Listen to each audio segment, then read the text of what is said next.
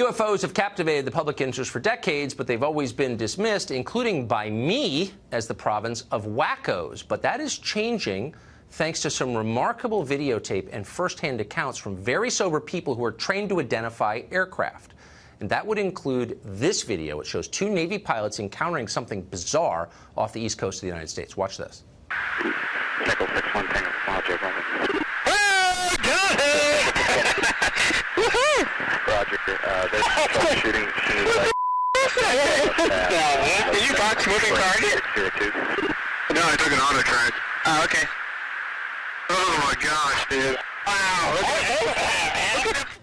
Okay, these are guys who fly for a living, who know what other airplanes look like, including those maintained by foreign governments, and they're totally shocked by this. This is one among many incidents like it, including many that have happened in the middle of the day to sober people, lots of independent witnesses at the same event, commercial pilots, military pilots, O'Hare Airport in the afternoon. None of them have obvious explanations. These are aircraft, apparently, that are moving in ways that appear to violate physics, that are flying very differently from any aircraft ever observed, and way faster than any plane that we know any foreign country has. What is this? Well, we don't know, because for some reason the Defense Department is not interested in finding out. Lou Elizondo is a former Pentagon official. He helped research UFOs. He said the DoD is not taking any of this seriously for some reason. Mr. Elizondo joins us tonight. Lou, good to see you.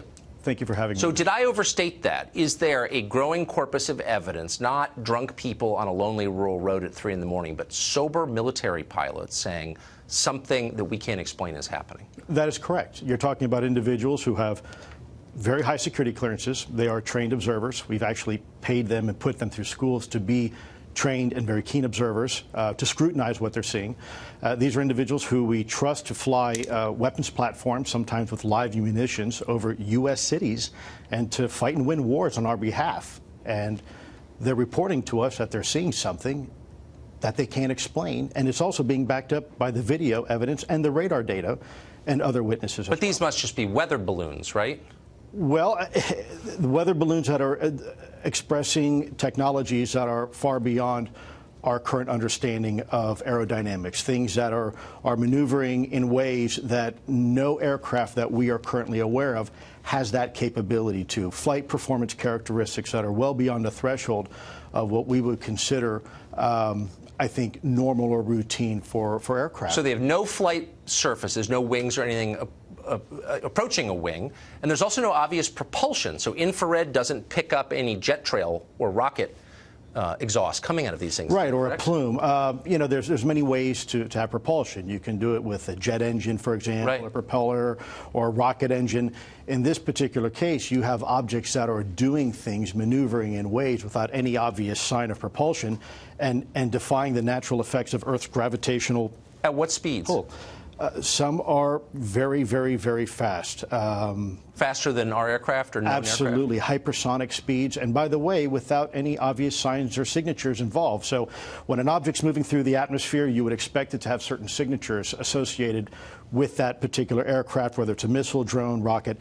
So, for example, you might see a heat signature coming from it. You might see ionization of the atmosphere. Right. You might hear a sonic boom, which you normally would. It's an acoustic signature. In this particular case, these objects don't have any of those signatures. So we know that they're not U.S. military because they wouldn't be flying near U.S. military aircraft, as they so often have.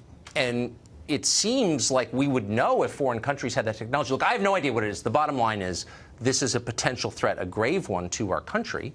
What is DoD doing about it? Well, I can't speak on behalf of DoD right now because I'm no longer employed as a Department of Defense employee, but I can speak to what they were doing about it and what they weren't doing about it when I was part of the program. I think DoD is a very large, complex organization.